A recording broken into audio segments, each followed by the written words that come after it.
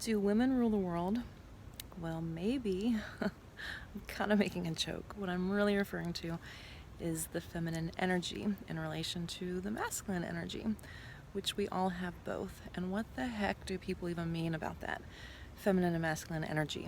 Divine feminine, divine masculine. What the heck does that even mean? Well, keyword here is its energy. And like I said, we all have both within us, so it has nothing to do with gender. This is just terminology, just so we can have this concept of a polarized state of being. Let's talk about what they are, what this means. So I'm going to start with the masculine. So this would be more of the provider, the protector, the one that provides security and stability and produces tangible hands-on results, the action taker, the giver. The feminine would be the receiver of that energy, but also the inspiration for the masculine to tap into his masculine side. So in other words, inspiration, intuition, dreams, emotions, feelings, and also nurturing and caregiving, that sort of thing. It's when men are tapping into, and again, I'm just using that as a label, as a term, just so we can talk about this right now, but a female could be someone who is tapped into more of her masculine side and vice versa. So again, it's just whatever you identify most strongly with and exhibit to the world. Anyway, when the man is tapping into his own dreams and intuition and anything and everything that inspires him, this is what's causing him to want to be more in his masculine side, to produce those tangible results, to create these ideas that are coming to him. So again, this is just something that can be, or it is something that is within your own self.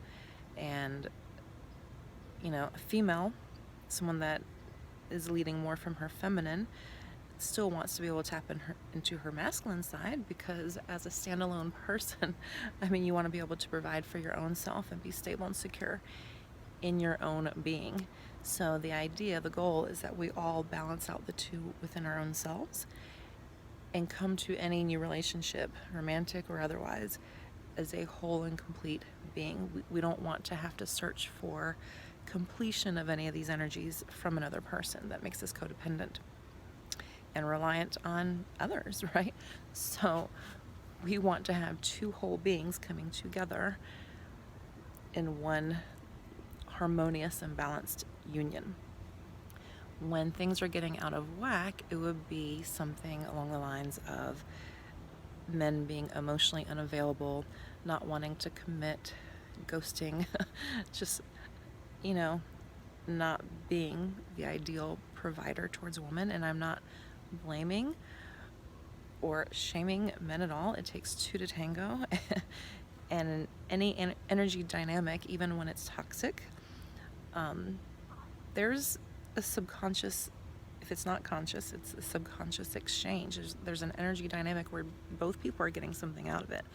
So if she is not tapped into her balanced out masculine and feminine energies, well, then she is chasing after him and clinging on to him, trying to have him, force him to provide all these things for her when she needs to be doing this as a standalone person. And this is really just kind of pushing him away. So the more that you're chasing someone or something, that someone or something feels like there's a need to be running. Why are you chasing? I need to be running. So this cat and mouse game is an endless vicious cycle, because as long as she is trying to be the pursuer and effectively stealing that role away from him, she's not allowing him to be his complete masculine self in that energy dynamic, right? So it's when she pulls away and taps into her masculine side and balances that out with her feminine, if that's her natural state of being, and she is her own independent, self-reliant, confident, standalone person, now he's going to feel that loss of energy towards him, and he will come back. It works like clockwork, ladies. So what ends up happening is she just becomes that much more attractive to him because he needs to have that inspiration, like I said, to pursue something. So as long as, I mean, we're all human beings here, so male or female, men, women, doesn't matter. If something's coming easy to you, there's no challenge there, and it just doesn't feel as valuable, right? So when you pull that energy back from him, ladies, now he's got this challenge again. He's got something that he can pursue, and he knows it's not going to be an easy feat. And you're allowing him the space to be the giver, the provider once again. So the moral of the story here is focus on self first. So forget about these really silly, ridiculous protocols and so-called rules of society that we get bombarded with from being born through childhood, adolescence, and into adulthood, where boys can't cry or have feelings or tap into their emotions, and girls need to stay girly and not be too assertive because they might come across as being bitchy or unladylike. We need to throw that BS out the window and realize that it's extremely powerful and strengthening and balanced and healthy for a man to have his masculine independent side, but also be in touch with his feelings and show his emotions.